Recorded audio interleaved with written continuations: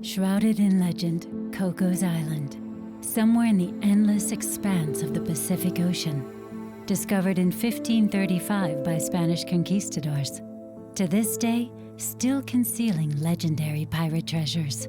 Cliffs, breakwater, sharks, and unfettered nature guard their secret. But they've now been joined by a new treasure, the adventure story of an artistic project.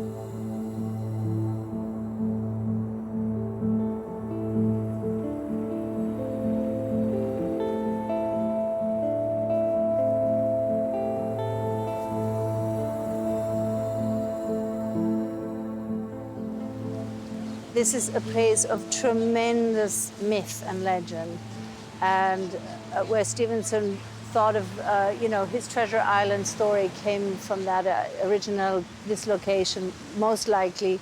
Many pirates, and there are many stories that are well documented and treasure maps that would indicate that huge treasures are buried here. This is a lot unlike any other.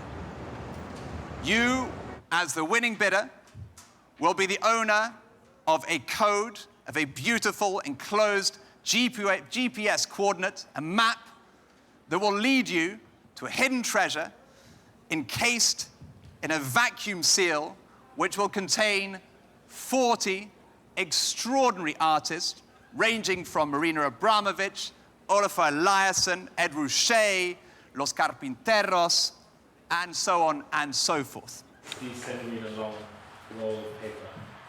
A few months earlier in Vienna, Francesca von Habsburg has taken delivery of all the artworks. She is the initiator and the motor of this project. The works will be packed in steel containers for the long journey to Cocos Island. This art project is titled Treasure of Lima, a buried exhibition named after the lost church treasure of the Peruvian capital that is said to still be hidden somewhere on the isolated Pacific island. The expedition begins in Costa Rica. Flight from San Jose on the coast. On board, an international team, and among them, Nadim Samam, curator. Shark researcher, Ocean Ramsey. The initiator, Francesca von Habsburg of the Thyssen-Bornemisza Academy. The Swiss artist, Julien Charrier, and the American artist, Andrew Ranville.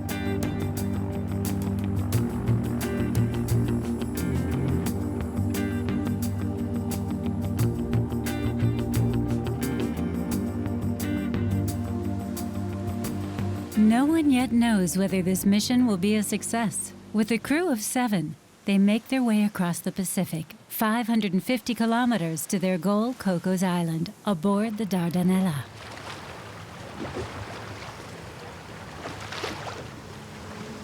Hi, guys. Hey. We have permission. Yes! We do. Look, there's Fernando's signature. There's the stamp of the Park Authority of Cocos. Oh, my God. And the permission grants us pretty much everything we asked for, which I'm really pleased about. The only thing they didn't give us permission to do is blindfold the biological observer, but that was probably a step too far. Well, that was my little bit of fantasy. It appeared to me, it's a bit like Treasure Island gangster. But then we didn't say how we're going to slit his throat either. No. I mean, I think their concern was that as an organization, they couldn't sign away the rights of someone who worked for them. But, what can you do? But everything else makes sense, and we can bury it wherever we want. That's the thing that's important. Yeah, exactly. Good. I think that we're performing what an exhibition is in an unusual fashion. So under normal conditions, an exhibition is something that happens in a museum or a gallery. It's on the wall. It's accessible to the public. In this case, we've done the total opposite. This is an exhibition that should never be seen. It's buried. We're taking the artwork and we're digging a hole and we're putting it in the ground. A paradoxical undertaking. An art treasure is to be buried so that no one will see it. Treasure hunting on this deserted island is illegal. Strict conservational statutes are in effect. But the world will know that out here in the endless expanse of the Pacific, there are buried artworks. I can hear dolphins. Francesca from Habsburg is listening to dolphins, the microphone dangling by a cable into the depths. Below the placid surface, the ocean bustles with life.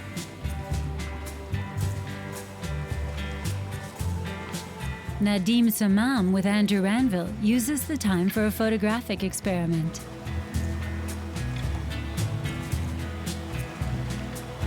For the artists on board, the journey itself is a kind of performance, an experience that goes beyond the usual business of art.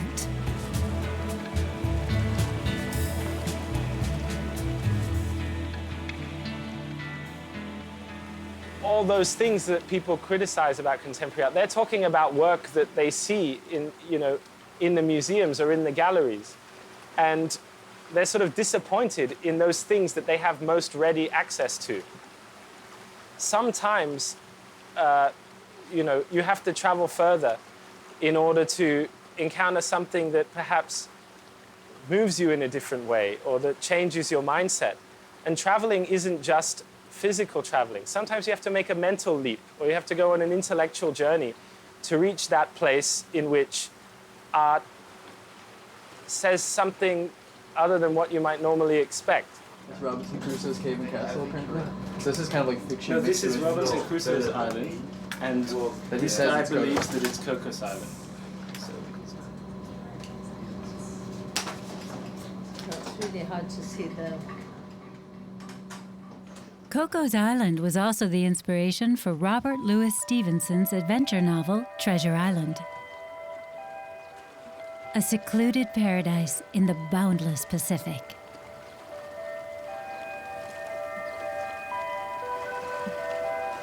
Cocos Island is nearly rectangular, 7 kilometers long and 5 kilometers in width. The cliffs rise steeply out of the sea, up to 200 meters high. The island is covered by a thick rainforest. It is Costa Rican territory. It became a national park in 1978. In 1997, it was declared a UNESCO World Heritage Site. Since then, any sort of treasure hunting here is strictly forbidden. Fishing boats may come no closer than 12 miles.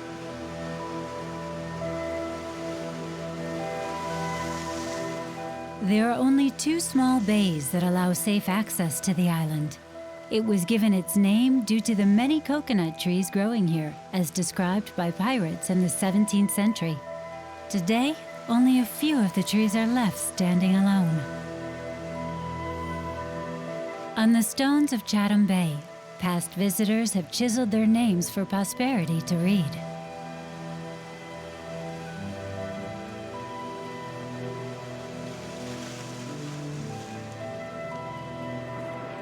Even Steven Spielberg found inspiration here, choosing Cocos Island as the venue for the opening scene of Jurassic Park. Last time when I was here was in the 80s. What I heard, I think it was one of the last treasure hunters, the island. We came here with a lot of things, but it was many things. For example, they forgot that the treasure was down 200 years ago. And remember, it's sand. Treasure is too heavy. So years is go down and down. That's what's one. The another thing is that the coastline in 200 years has changed many, many times.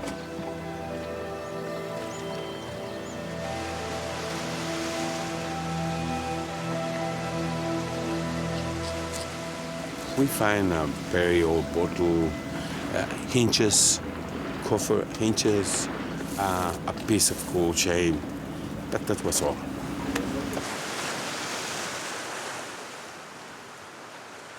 "200 years ago, it was here that pirates brought the legendary Lima Church treasure of the Peruvian capital city.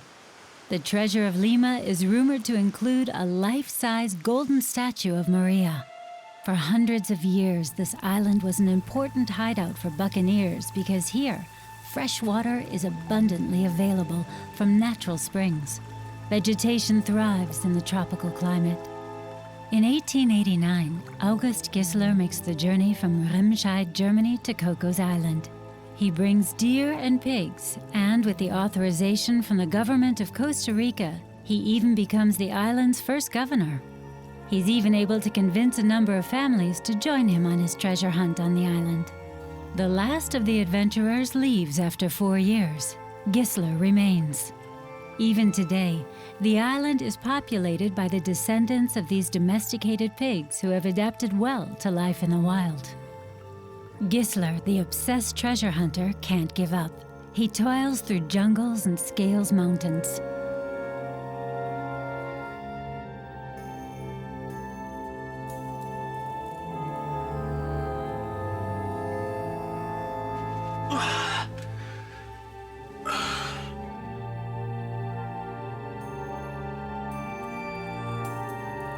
Other than a handful of gold coins, he finds nothing.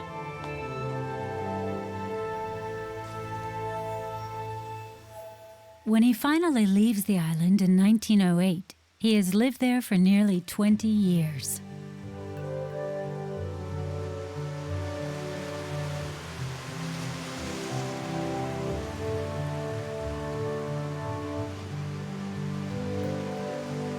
Today, the island presents itself as a museum of lost illusions, etched into countless boulders on the beach.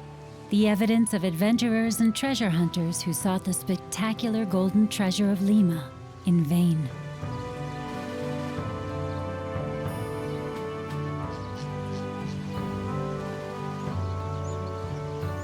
But even the great oceanographer Jacques Cousteau visited the island many times. He described it as the world's most beautiful island. This stone bears his inscription.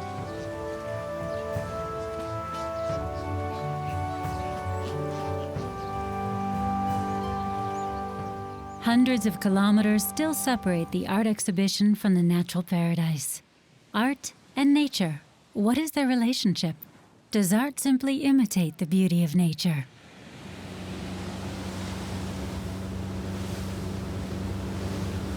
The participating artists board a motorboat, and there they are. Dolphins, nature's beauty exemplified, sublime moments.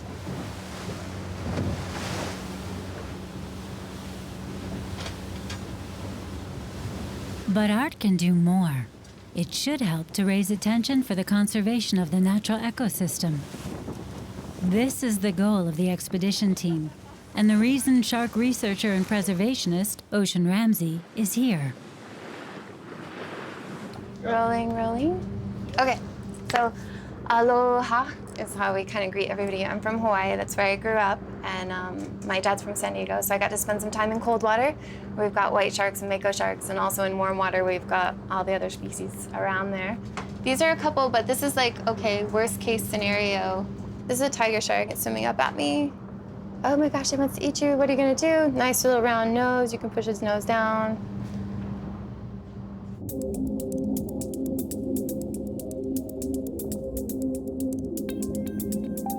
Diving, only a few meters into the depths, and the artists experience a new, fascinating world.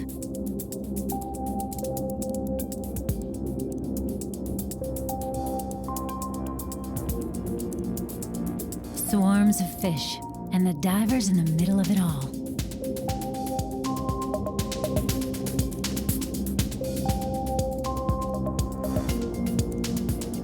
The ocean near Cocos Island is filled with countless fish and species, but also the world's largest occurrence of sharks. At least 8 species are indigenous to the region. For this reason, the island is also known as Shark Island. And here he comes, a hammerhead shark.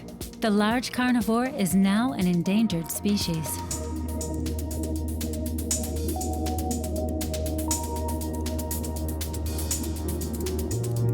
The entire shark population of the world is threatened by fishing. Up to 100 million sharks are caught each year solely for their fins, an Asian delicacy. The elegant creatures are even processed into fish meal and fertilizer.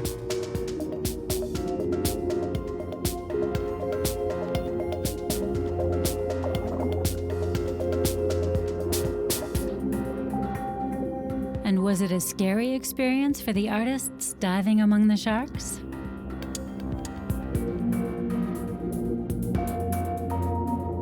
No, it was not scary. They are quite small, but they are like a lot and really excited and like jumping into each other.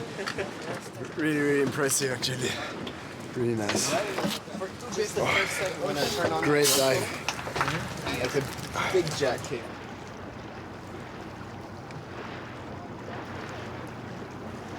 Hello. Hi. Hi. So today I'm gonna talk about what I'm doing and maybe also why I'm here, but it's probably not why I'm here, what I'm doing, but anyway. So I decided to start with this project we did with Julius von Bismarck in Venice, where we built an apparatus who were actually painting pigeon. I like to make something what people talk about, and I don't need to be like political or activist, but I like to have an idea of something would change slightly the reality of some people would have to react. So it's not that they want to react, so they have to react. Like a few projects, people just get hungry, and this hunger sometimes stay hunger, and sometimes may bring the people to another level. The works of Julien Charrier and Julius von Bismarck reflect our relationship to nature. To create illusions as here, or melting icebergs with the welding torch, it is provocation that demands contemplation.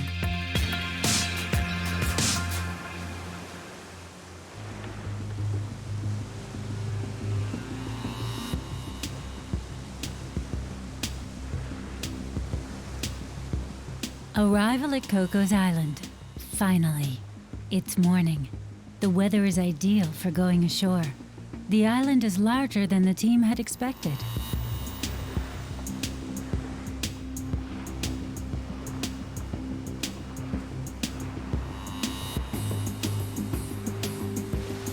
The ship has dropped anchor.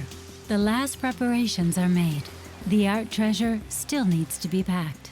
The heavy steel boxes, works of art themselves, were designed by well-known architects Benjamin Aranda and Chris Lash. Wow, such cups.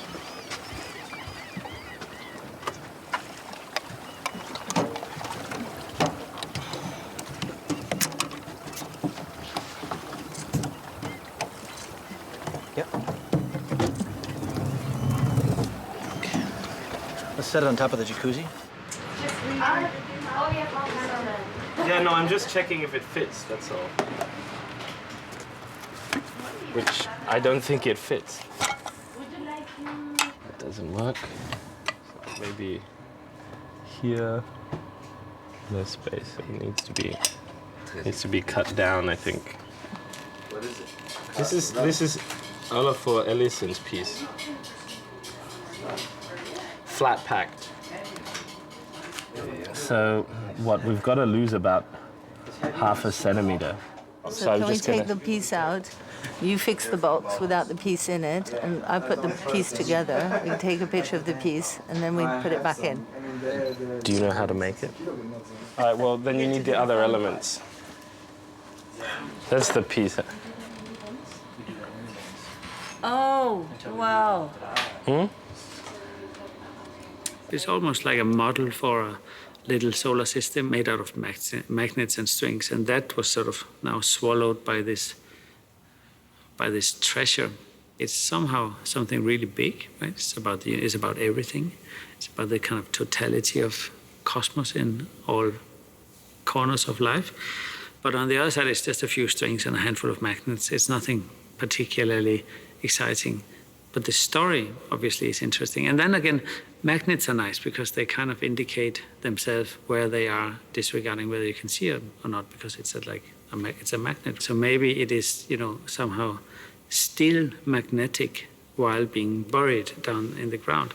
And I think this is kind of funny, you can sort of walk on the ground above it, and a tiny bit of magnetism makes it to the surface, and you can kind of feel it if you would be sensitive to that.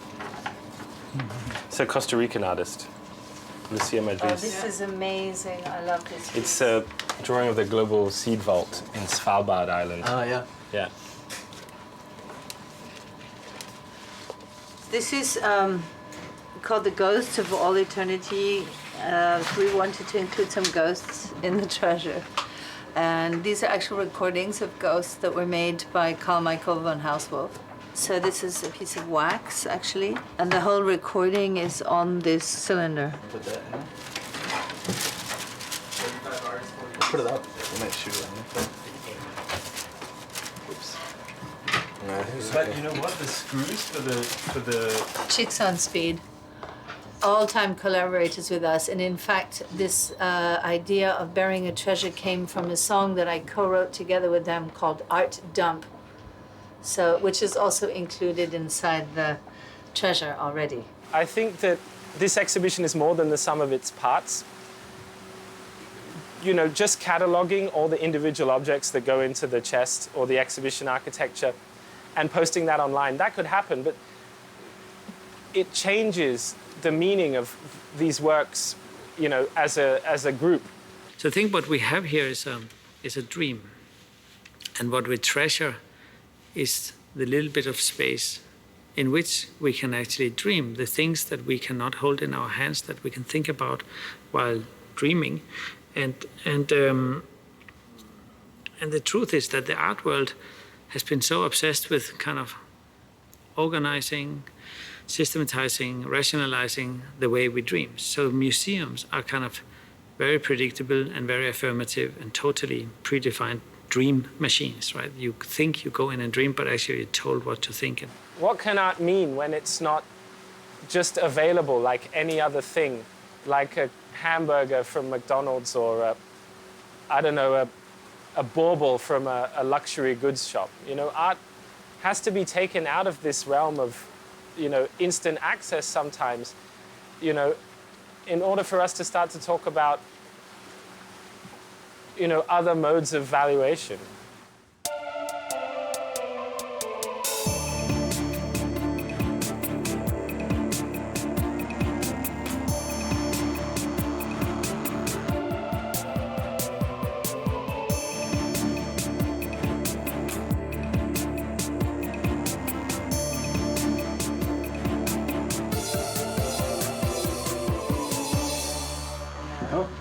No, we're not getting anything else from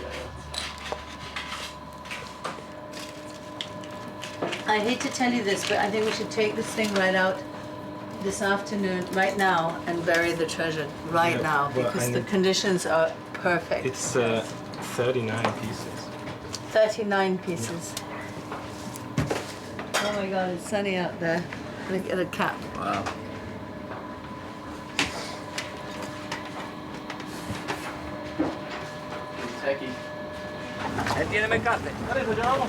The first excursion to the island.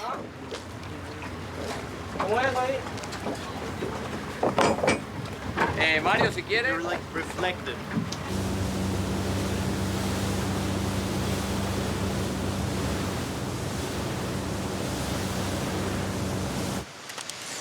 Andrew Ranville from the United States is obsessed by nature. He often lives for months on a deserted island in Michigan. He is constantly searching for new forms of expression. He brought an old Polaroid camera to Cocos Island.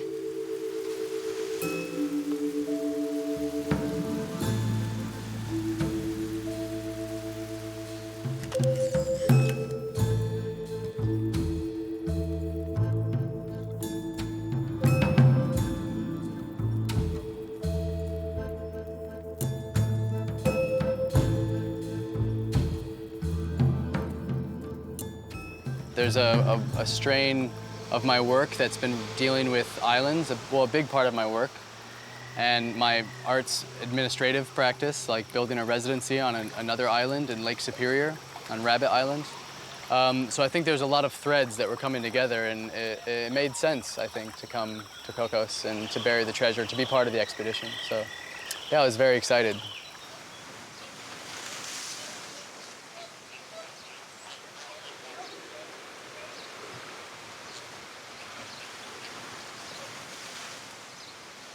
Well, I think all artists love a challenge, and artists also love a good story. And this island is so complete with it's very rare microcosm of a very unique climate.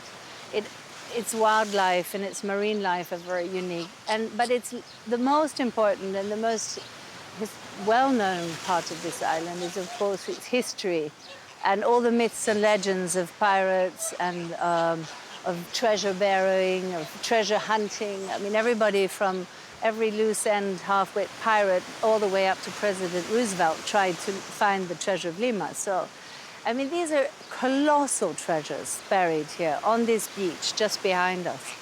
And, you know, an artist asked to contribute a work that would be buried alongside one of the most famous treasures ever lost. I think it captured their imagination. They loved the idea.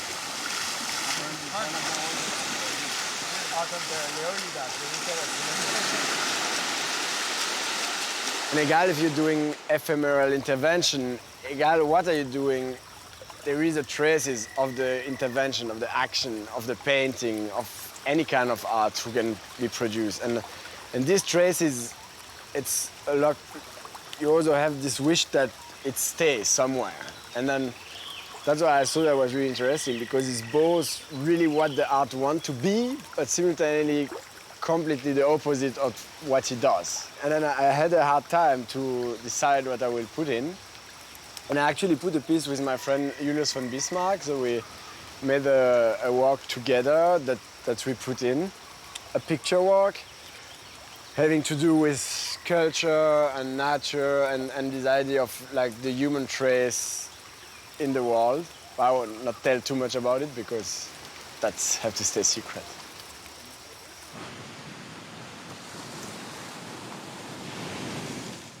Weather change. In only a few minutes, the tropical sky darkens. The first harbinger of the rainy season arrives. With such weather, the treasure cannot be buried. Too dangerous, as the artworks are to be hidden in an inaccessible place.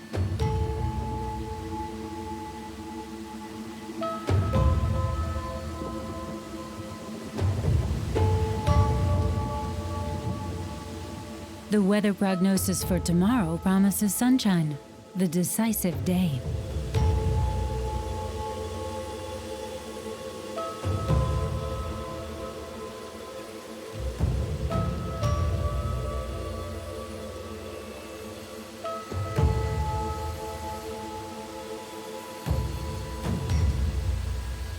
The ship's captain suggests a clear schedule.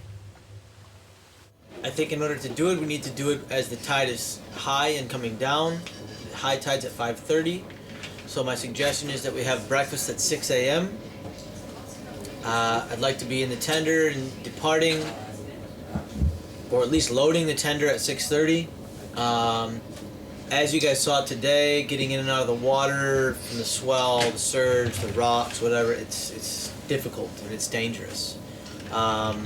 There's a certain amount of risk involved, and you know, my job is to bring you all back to the mainland in one piece.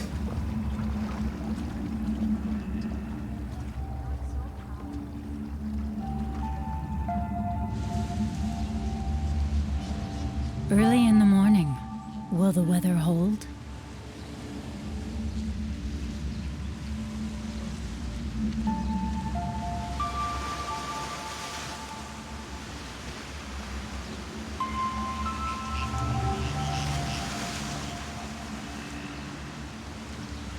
This can go just here. Yeah, just there.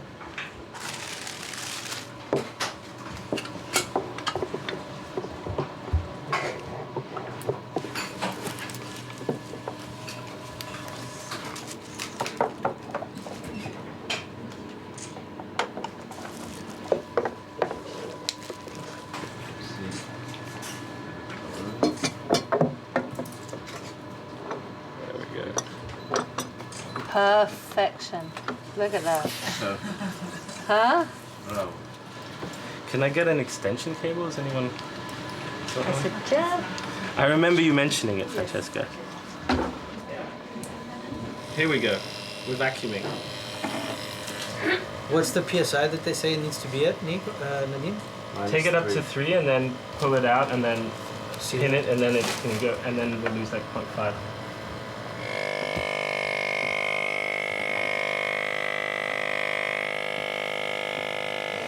But you have no pressure. I know. Yeah, that's not working. I think this is slipping around. Yeah, I don't You think know, that's... it's slipping around. It's like I don't think it's. No, the glass on glass should actually just hold once you apply the vacuum. But I was warned that if you have any hair or little specks on the, it could actually just. But are you sure that you set up the pump right? Are you sure? Yeah. I'm sure. Sound too convincing. I'm sure. I mean, there's. If you try, Guys, please just let me just do it the way I was instructed, okay? if you just try open with your finger to see Nicola, if it works. please. I just need to try it the fingers way I of the was thing, told you're to going do see it. if it's working. Before, if the things work. That looks better. That's more centered. Yeah. So no way you can... It's 1.5. It's perfect. Thank God. Femme Fontaine, so avec. So we're gonna go up to 3, and then whip it off. 3, no, but then you plug it. We'll lose half a bar when we pull this off. Nevertheless, you have to be fast. We have to over vacuum it in order to stop. I'm ready. 1, 2, 3. Quick. Yes! Hey! Okay. All right. My suggestion right now is for everybody to please get into your bathing suits and be prepared with some shoes.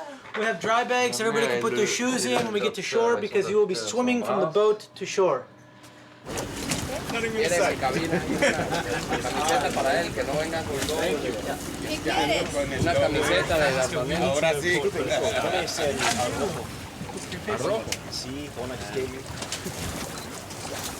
Just to make sure That's too wet, otherwise hers, because she's no good in a baggy I'm highly t-shirt. confident. Are you confident? I've got my sun cream, my GoPro, my hat, and Chanel. No, you don't have to wear the did big yoga this men's morning. baggy grey one. You get it. did yoga this morning. With the GoPro. Stretched out. Everybody happy? Yeah. Let's roll.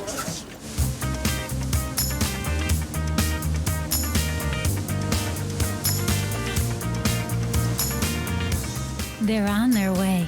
The team is relaxed just before the burial. Now the question looms large. Will they be successful in transporting the heavy art treasure to a hidden spot, to land there and to heave it up the steep, craggy walls?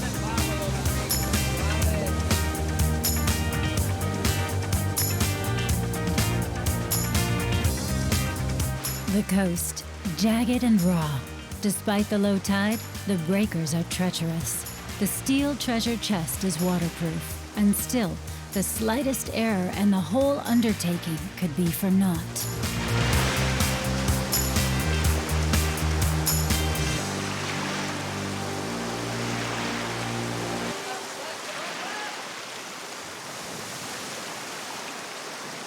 Now it's about teamwork and hard physical work. The hiding place has probably never been visited before by another human.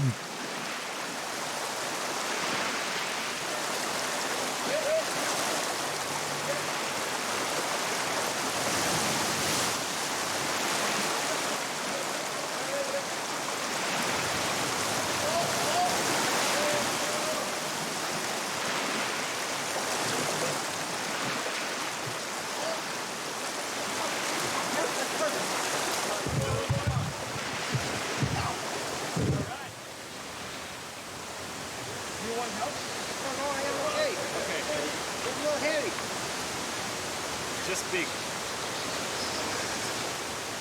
There is no path, but the greatest challenge still lies ahead. Okay, now we go this way.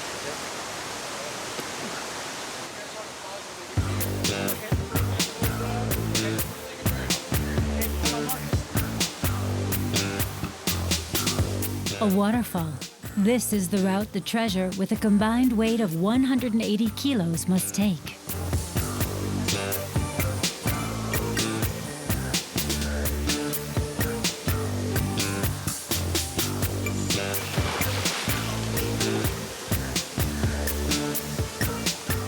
Fortunately, Andrew is an excellent climber.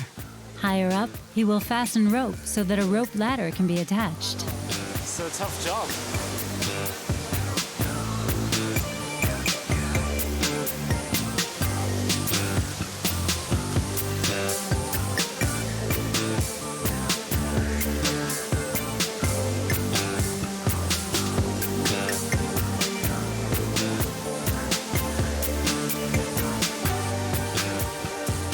Will the weather hold? If it should rain, the island will transform itself into water-spewing green cliffs.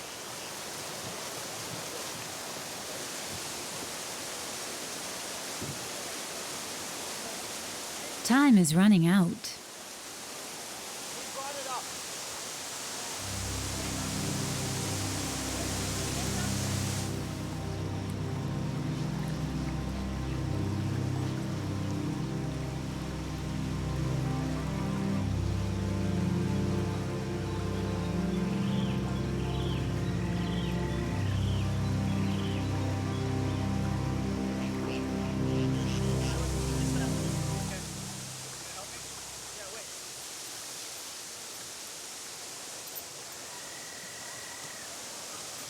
Meanwhile, the spot at which the treasure is to be buried has been found, but the problems have just begun.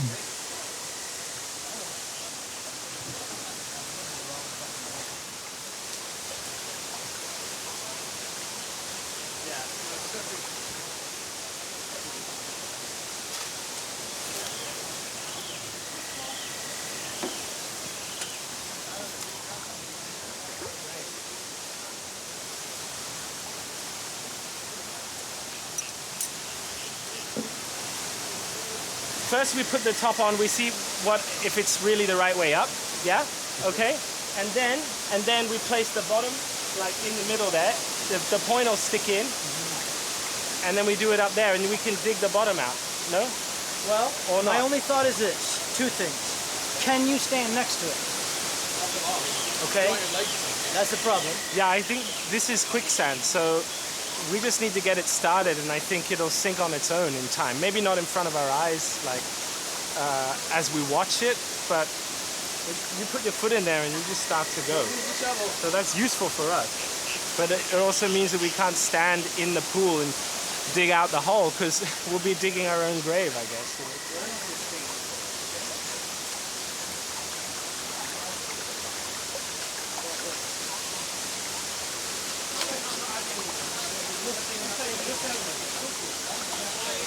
Okay, now it's going to be slippery and it's fucking heavy, so don't pinch your fingers in there.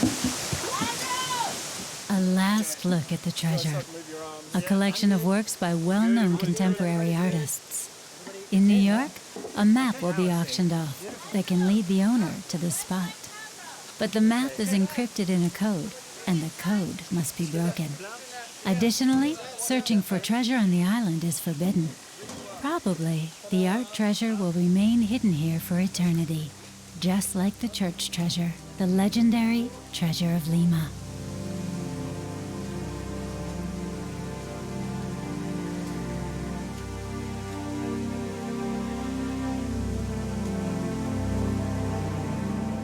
Slowly but surely, the feeling grows that this is how the pirates may have felt after having hidden their booty.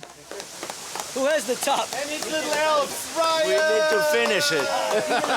Yeah. The only captain to bury a treasure to never get it back. Huh? Bravo. Bravo. Here we can probably go. Leave a couple people here piling rocks on, but we need to get all the camera gear and everything down now because the surge is getting worse. Okay, well let's do it now, please. Yeah.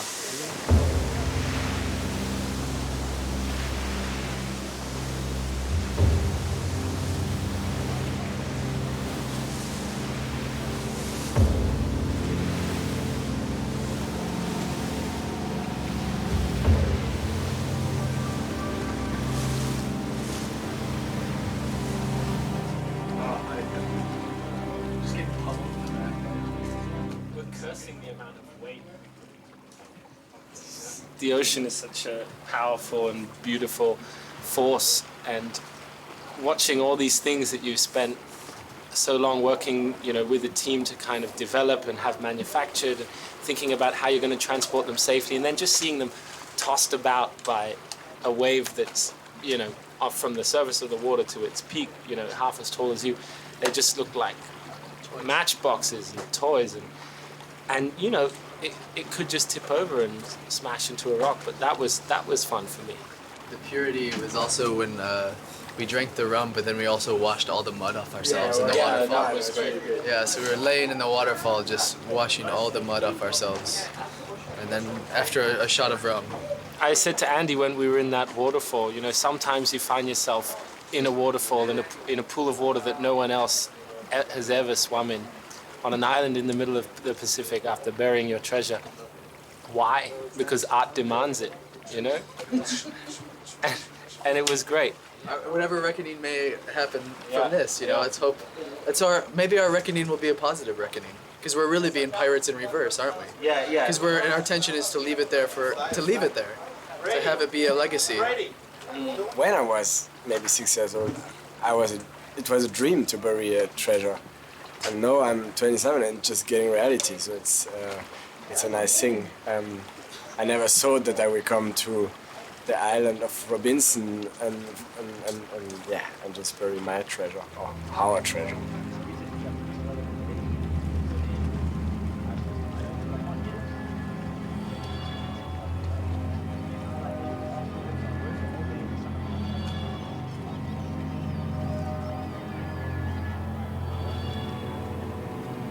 Normally art is so simple, so direct, so, it has its message and I don't know, this is interesting because it's a huge collaboration, it's massively interdisciplinary, which is what I love doing. It brings really interesting people together. And then there's this moment where there's fear, where you're putting your own boundaries at the complete limit, where you really don't know if you're going to make it. And just going through that emotionally, personally yourself, then you come out of it and everything seems very boring and very tranquil and uninspiring.